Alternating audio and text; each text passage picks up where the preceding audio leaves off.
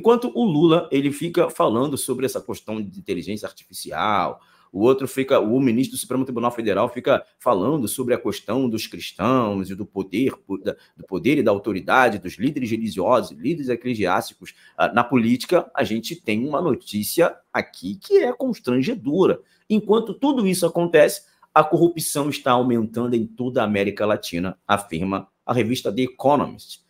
A revista britânica cita recentes decisões do ministro Dias Toffoli para suspender multas da Lava Jato. Relembrando as recentes decisões do ministro Dias Toffoli do Supremo Tribunal Federal, a revista britânica The Economist publicou uma reportagem sobre o aumento da corrupção no Brasil e na América Latina. Adrilho Jorge, a boiada está passando, né?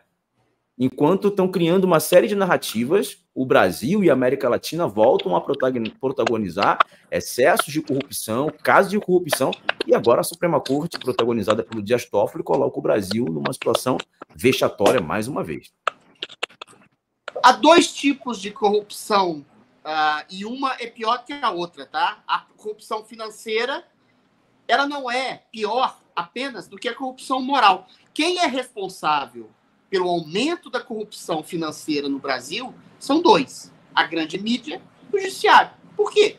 Porque através de narrativas, através de condenações falaciosas, através de absolvições espúrias, a saber, a pior delas, tirarem um homem condenado por lavagem de dinheiro e corrupção passiva por ter recebido propina de empreiteiras, que é o senhor Luiz Inácio Lula da Silva, que estava na cadeia, cumprindo 10 anos de cadeia, foi o judiciário.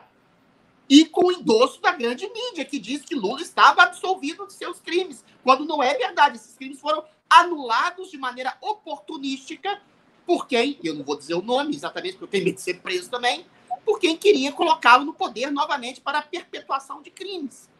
Então você tem no Brasil uma junção maléfica de corrupção moral e corrupção financeira.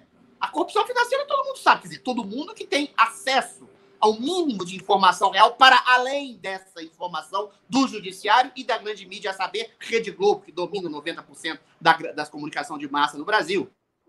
Responsável pelo Petrolão e pelo Mensalão, os dois esquemas de corrupção maiores da história da humanidade.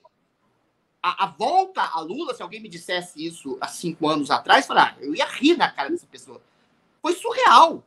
É surreal o que está acontecendo no Brasil. E é lógico que, eventualmente, uma vez no poder, ele estaria novamente capitaneando. Agora tem que ter uma denúncia de precatórios, a gente tem que apurar. Ele nem precisa mais de subornar deputado. Você tem emenda parlamentar, você tem o estouro do teto de gasto, ele pode dar quanto dinheiro ele quiser do contribuinte. Ou seja, é uma corrupção moral legitimada pelo legislativo, que se acuou, e pelo judiciário, que não tomou nenhum tipo de providência em relação da potencialidade do Lula subornar o Estado inteiro para fazer a sua boiada passar. Então, a corrupção que graça na América Latina é efeito, primeiro, de uma esquerda que toma de posse e de assalto o próprio Estado, coleta milhões de impostos, faz negócios escuros à revelia da maioria da população. Isso é o esquema da esquerda. E você tem um partido único, você tem um Estado gigantesco, eventualmente você tem possibilidade maior de corrupção através de estatais ou de conluios com oligopólios. Você tem isso no Brasil e foi alimentado essa narrativa. Lula foi condenado injustamente, o PT foi perseguido injustamente, a Lava Jato foi exatamente uma coisa demoníaca. A Lava Jato, Paulo Figueiredo, que irritado comigo, a Lava Jato foi o movimento heróico maior da história da República do Brasil. Pegou corrupto de colarinho branco e botou na cadeia, a saber, mais uma vez, o próprio presidente Lula. E a Lava Jato foi desmantelada pelo judiciário, foi demonizada pela grande mídia comunista, pseudo-progressista, esquerdista.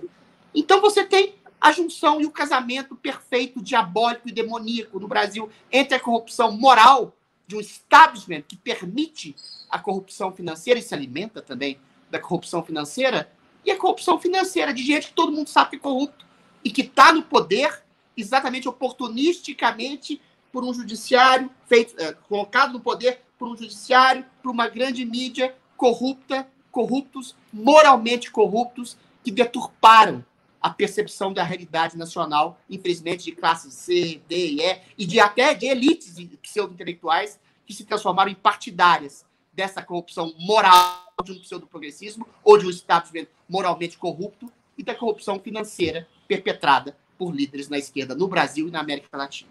Assine o Fio Diário. Assim você vai ter acesso integral ao programa completo Adriles sobre tudo, além de outros diversos programas na nossa plataforma. Assine aí.